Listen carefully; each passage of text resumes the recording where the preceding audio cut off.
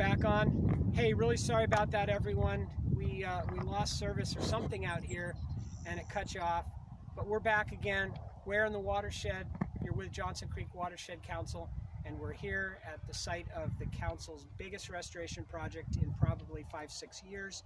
It's at the property of the Centennial School District in unincorporated Multnomah County, Oregon.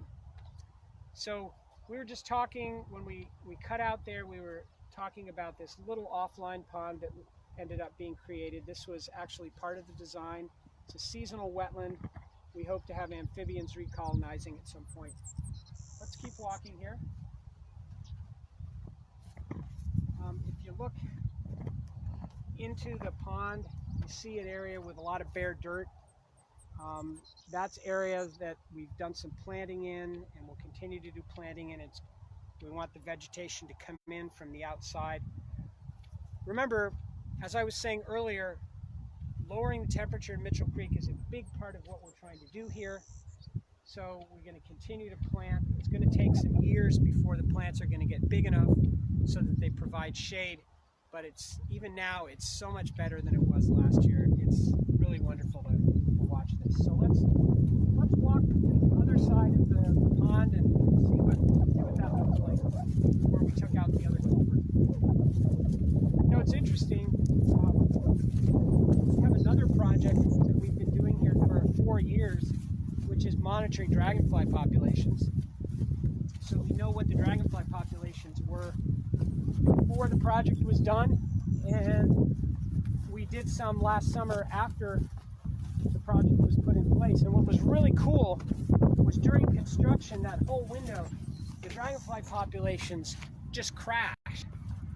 But then they came back, really came back within like a month after we were finished with construction. So it was really kind of an interesting thing for us to look at the different species assemblages and the number of dragonflies, and we're going to be doing it again this year, and it'll be interesting to see what happens. We don't know, but it's a great project.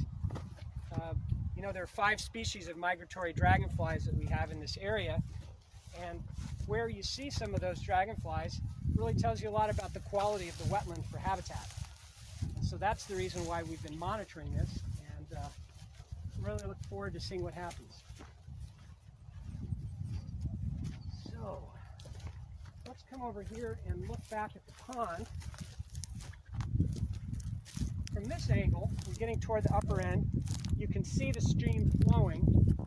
You know, it takes some time for a channel to reestablish itself in an old lake bed.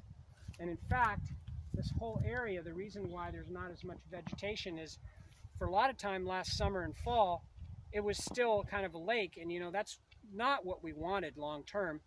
So we had some people get in, some crews, some of our staff and some of the crews from Wisdom of the Elders, who are a really wonderful partner of ours in this project.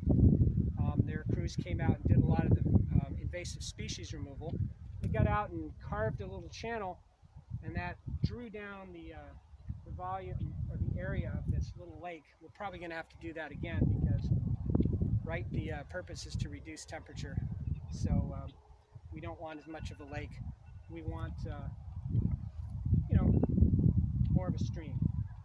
So expect this area over the next year or two to really kind of move in and revegetate. And if you look, you can see some of those nice pieces of wood in the stream that we created for fish habitat. Really good, a lot of fun, a lot of great habitat, we hope, over time. And our 2 consulting company partners that we worked with, the engineering design was done by OTAC, and the construction was done by Biohabitats. So let's keep moving. We're getting close to the end. We have a few more minutes here, but have a few things just want to show you. If you look out across the roadbed, we're now at the roadbed from that old racetrack. Remember I mentioned earlier that a previous landowner had created a racetrack for ATVs and horses here. You see a lot of colored flags. Now, these flags represent locations of different native plants and shrubs.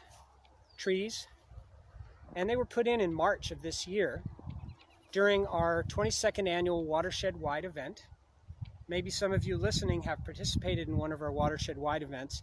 We get anywhere from maybe about 275 to 450 people coming out to 10 different sites to plant native trees and shrubs, get rid of invasive species. We do it the first Saturday in March, and I say a range of numbers of people because it all depends on the weather. You know, nice sunny weather, we get a huge turnout. We had one year where it was raining, not so much. But this year we had a lot of people come out here. Tiffany, I'm guessing we had, what, about 30 people out here during Watershed-wide at this site? Around okay. 30, between 30 and 40 people. 30 to 40 people, okay. And they did a lot of this planting, and the different colors are for different species. It'll be really interesting over the years to see which species do the best here. And we'll shout out here to our riparian manager, Noah Jenkins, who designed the revegetation, and also to our project manager, Chuck Lobdell, who managed the engineering and the construction here and did all the permitting. So this is a real team effort here. And if you look down, you see what looks like pieces of rope. These are actually sedimentation barriers, you know, jute pounded into the ground. And in between the two, you can actually see the stream. Let's go look at Mitchell Creek to end today's program. See what it looks like coming into the property. Once again, we're going to be careful not to step on any of these plants.